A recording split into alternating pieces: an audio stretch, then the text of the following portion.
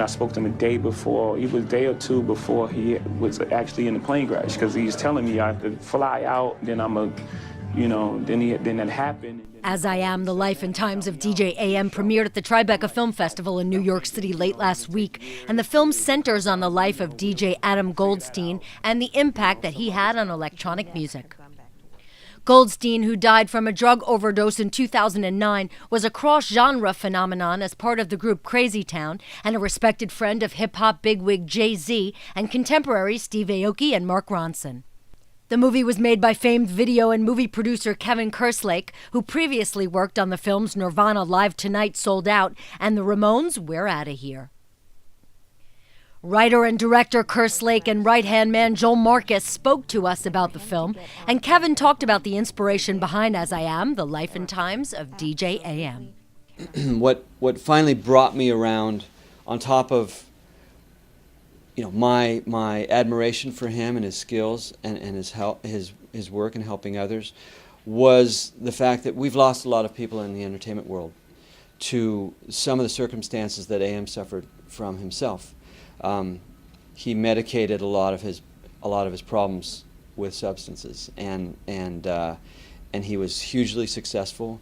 He there are other figures in our world like Philip Seymour Hoffman and Robin Williams, going back through people before AM passed, Kurt Cobain, who died while we were in the middle of making a film together, and I think that streak of falling stars, so to speak, it's depressing to see that continue.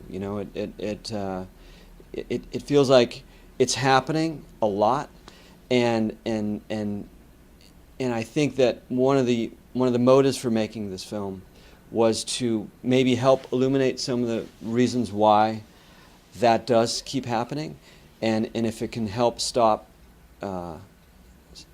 or minimize the body count, then I think we've done part of our job. We asked him about the impact Kurt Cobain's death had on him. It's funny, you never really see it coming, do you? I think that with Kurt, though, there was a suicide attempt prior to his actual suicide, so that was obviously a red flag that people didn't take seriously enough, and because it happened, his actual death happened pretty soon thereafter.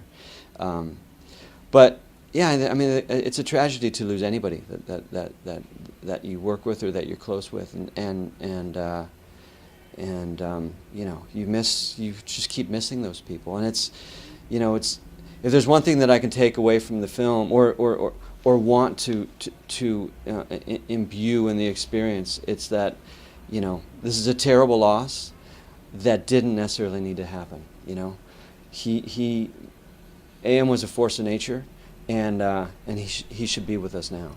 Lastly, we asked what he wanted people to come away with when watching the film. I think that the movie works on a lot of different levels. Like AM's life worked, I often compare him to a nail bomb, where he just sort of exploded out in every single direction, and he had so much energy in every single one of those directions, and so I think an appreciation of maybe each one of those vectors, which have to do with music, DJ culture, music history, and as well as his work to help others in recovery.